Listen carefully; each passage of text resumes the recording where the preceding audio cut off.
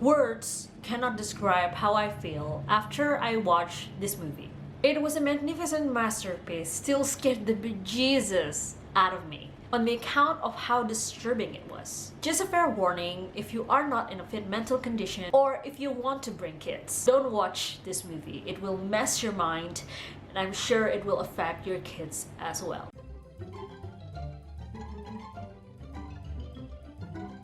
Good morning, afternoon, evening everyone. Hi, my name is Myra and welcome back to my channel. I hope you all are doing great and I hope you all... if you haven't watched The Joker, then don't forget to stop when I said you should stop.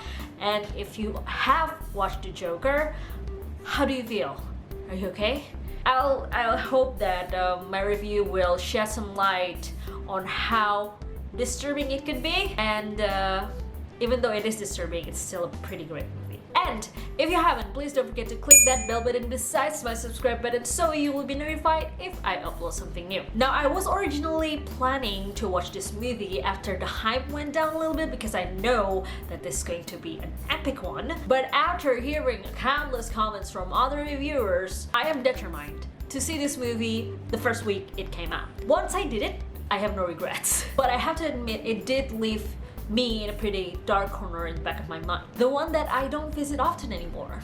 But regardless of how I turned out after watching, Joker is still a pretty mind-blowing experience. The synopsis tells us about Arthur Fleck, a clown/comedian that has a medical condition, still living with his sick mother and definitely struggling just to be a normal human being. Everyone around him seems so harsh and evil, and he even admits that he only have negative thoughts in his mind. All I have are negative thoughts. The story develops until he actually snapped and became the Joker we are familiar with. That's it, that's all I can say about the synopsis without telling you spoilers. So if you haven't watched the movie, please stop here to avoid the spoilers and possibly feeling sad and depressed. Again, this is not an easy movie to follow, so another fair warning, do not watch it if you think you can handle it, and definitely do not bring any children with you. Come on, people. I've warned it twice already.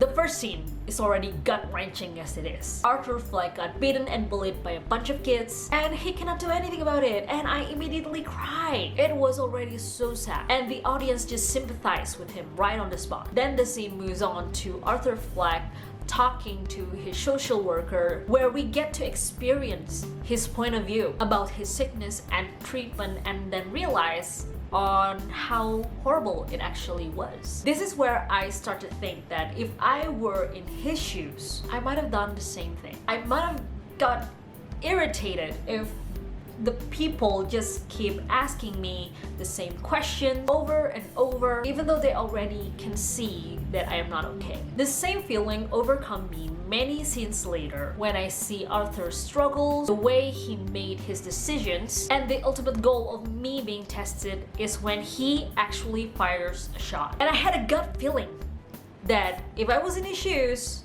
at that moment, I might have done exactly what he did. And it scares and beguiles me at the same time. This is when I realized that the movie succeeded in convincing the audience of Arthur's point of view, regardless of how sick and twisted it may be. Everyone was talking about Joaquin Phoenix deserving an Oscar for being Arthur Fleck or the Joker. And thanks to this scene and how the movie tells the story, I agree 1000%.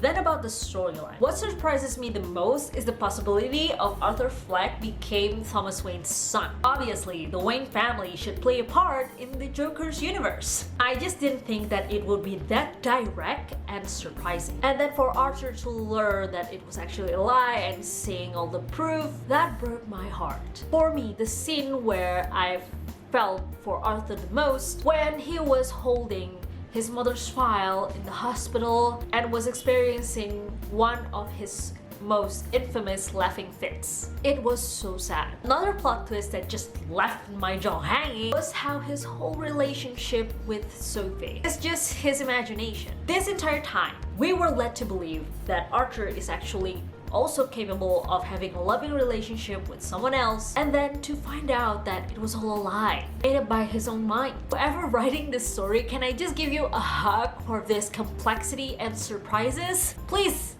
free hugs! Then came Joker's last speech with Murray in Murray's show. I feel like this talk represents two sides. The mentally ill side, presented by Joker, and the normal side, presented by Murray. But since we are slowly led to understand Arthur's point of view, for me, whatever Arthur Fleck was saying, they made sense to me.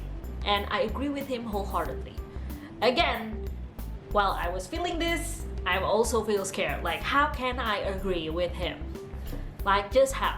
This movie was able to convince me that Arthur's choices were the right one, even though the outcome were getting people killed. Like, and when he was celebrating after killing Murray, where he stood on that police car and just put a smile on his face, I was feeling joy. I felt sickeningly happy. Then I thought about it and I got scared again, like, dang!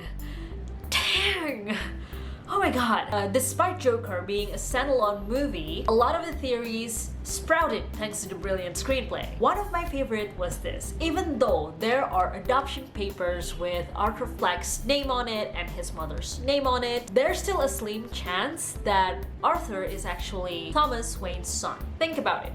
Wayne family is rich, very well known. What happened if word got out that Thomas is having an affair, or even being close to one of his servants? Or if it wasn't his servants, then the mother would be someone he worked with. Still, it's still a big scandal, right? He could easily fake the documents and created the illusion that Arthur was adopted. And another favorite was when Joker was taking a victory lap after he killed Murray. It can just be one of his hallucinations or imaginations because, yeah, as we know, he does that a lot. It could be that when he was sought, he was taken to the police station by the police, he was actually taken to the Arkham Asylum. And as for the characters, of course, I cannot pry my eyes from the one and only Arthur Fleck. His journey from being an outcast to a true villain is complete, and the way Joaquin Phoenix bring this character to life just boggles my mind, just left me speechless. Murray, one small thing. Yeah. When you bring me out, can you introduce me as Joker?